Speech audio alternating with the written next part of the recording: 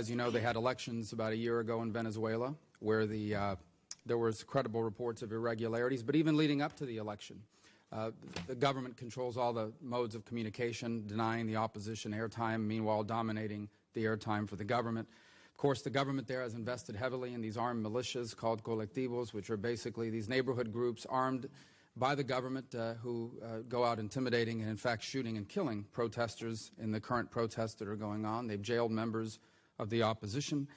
They control the courts. About 90% of the judges in Venezuela, or a significant percentage of the judges in Venezuela, serve on a provisional basis, which means at any point they could be removed by President Maduro if he chose to do so.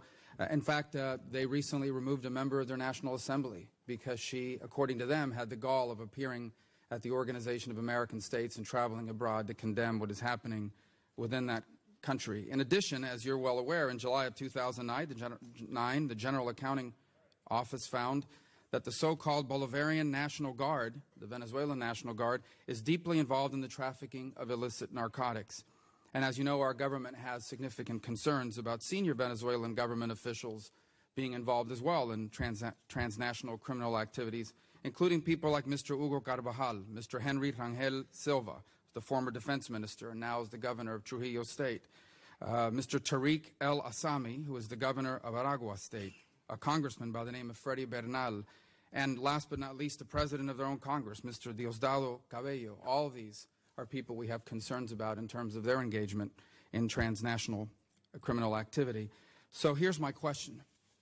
Why can't we just say what is obvious to anyone who sees these facts, that the government of Venezuela is not and does not comport itself as a democracy, and in fact, because of all of these activities and others, and violence against their own people, have lost the legitimacy of a government?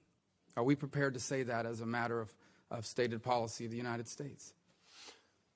Senator, first of all, let me thank you for and congratulate you for your leadership on this, because it is important.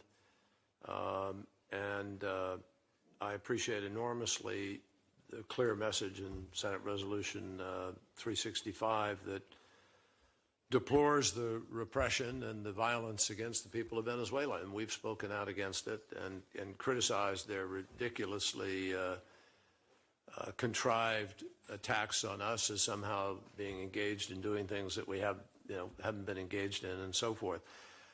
Right now, we're very supportive of third-party mediation efforts that are aimed at trying to end the violence and see if we can't get an honest dialogue to address the legitimate grievances of people in Venezuela.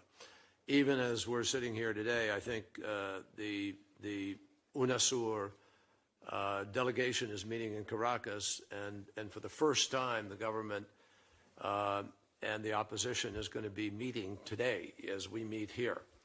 So this is a very delicate time in the possibility of a negotiation, and I don't think we should, I don't want to, do something today that provides cannon fodder for them to use me or us as an excuse to say this is why they have to do things or something. And I understand that concern. I mean, my bigger concern is that our interest in stability, which is what the hope of this negotiation would be, somehow takes precedent over our stated foreign policy of standing always on the side of liberty, freedom, democracy, respect for human rights, all of which are being systematically abused by this government. I think it's important for the people in Venezuela to know that the United States condemns these acts of violence that are going on and all the other things that I've mentioned. And I just don't understand why we can't look to this and say, by the way, just because you had an election does not make you a democracy. There are other aspects of democracy, and this government in Venezuela does not behave like a democracy. They are putting that to the test. There's no question about it, Senator, and I don't disagree with you. We have spoken out. I've issued statements personally. I called the foreign minister some time ago to weigh in.